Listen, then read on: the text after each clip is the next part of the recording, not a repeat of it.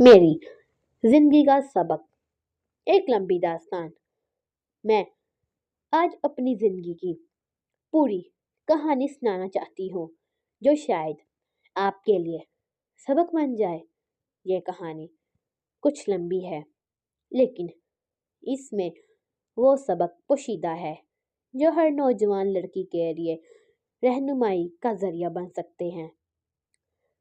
हुआ कुछ यूं के 16 साल मुलाजम, जो लगता तो मासूम था, मगर आधी रात कुछ ऐसा हुआ मेरे साथ के मेरे होश ही उड़ गए। ना मेरे जिस्म पर शादी के ख्वाब और करवाहट, बड़ी हकीकत। मैं एक दिल रखने वाली लड़की थी।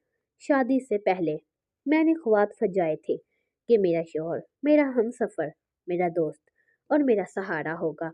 मैं सोचती थी कि हम रात भर बातें करेंगे, एक दूसरे के दुख सुख बांटेंगे और जिंदगी के हर लम्हे को एक साथ गुजारेंगे।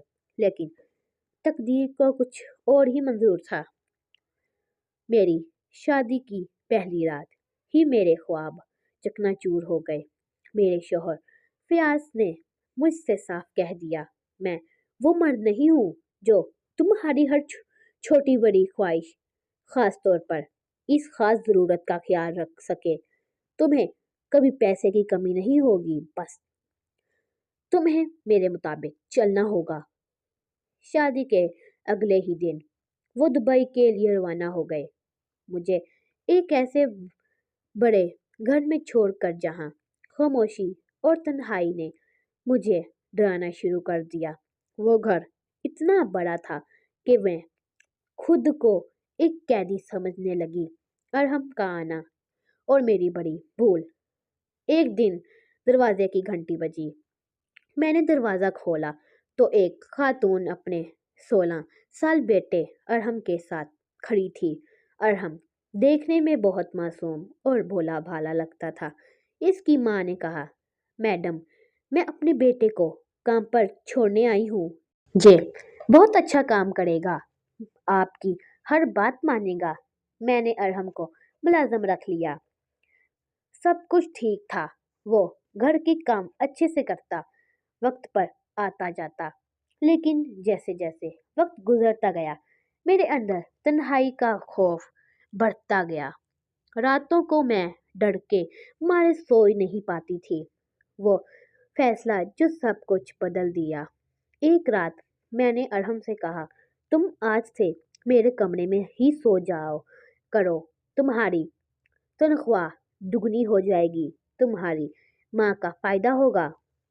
अरहम ने खुशी से हाँ कर दी। मैं इसे अपना बेटा समझती थी, इसकी ज़रूरियात पूरी करती थी। लेकिन म- मैं ये भूल गई कि किसी को बेटा कह देने से कोई बेटा नहीं बन जाता। कुछ ही दिनों में मैंने महसूस किया कि अरहम के रवैये में तब्दीली आ रही है। वो मुझे रात को खाना खिलाता, जिसे खाकर मुझे गहरी नींद आ जाती। एक दिन मैंने खाना नहीं खाया तो मैंने महसूस किया कि शायद खाने में कुछ मिला हुआ है, छुपे हुए मंसूबे का। एक रात मैंने अरहम पर नजर रखनी शुरू की।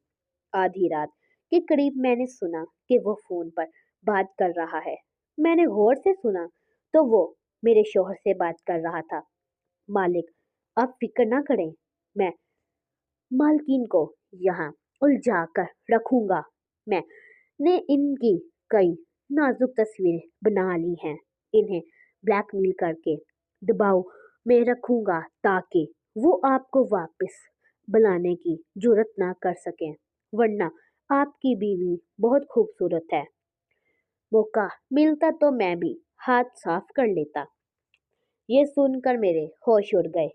मेरा अपना शोहर मेरी इज्जत और वकार के साथ खेल रहा था।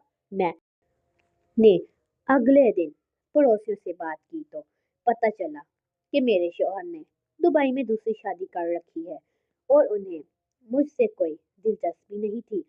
मैंने फौरी इकदामात उठाए, अरहम को फौरी तौर पर घर से निकाल दिया, अपने वालदैन को सच्चाई से आगाह किया, अपने हकूक के लिए قانونی مدد حاصل کی، اپنے آپ کو ذہنی طور پر مضبوط بنانے کا فیصلہ کیا۔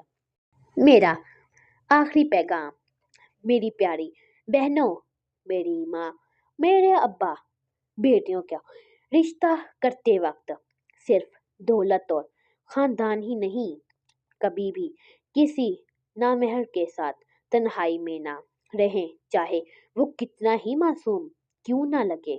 اگر شوہر کوئی غلطی کرے تو خاموشی اختیار نہ کریں، فوری طور پر اپنے گھر والوں کو بتائیں۔ آپ کی عزت اور وقار سب سے قیمتی خزانہ ہے، اس کی حفاظت کریں۔ اللہ تعالیٰ ہم سب کو صحیح فیصلے کرنے کی توفیق دے، ہماری عزتوں کی حفاظت فرمائے، ہمیں ہر قسم کی برائی سے بچائے، آمین۔ اگر آپ کو میری یہ کہانی کچھ سبق دیتی ہے تو براہ کرم اسے ضرور شیئر کریں، ہو سکتا ہے آپ کی وجہ سے کسی کی زندگی بچ جائے۔ آپ کی خیر خواہ۔